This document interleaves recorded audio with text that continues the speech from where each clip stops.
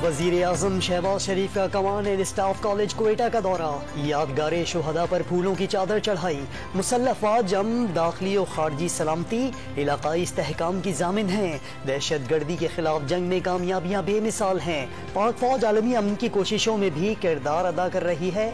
वजीर आजम का शुरा से खिताब।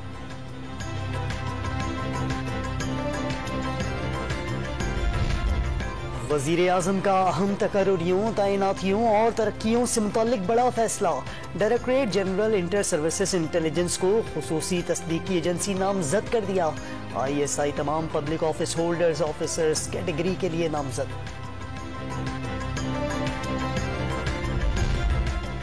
और बलूचिस्तान के बल्दियाती इलेक्शन से मुताल्लिक फाफिन के रिपोर्ट जारी। वोटिंग और गिनती का अमल इत्मीनान बख्श करार।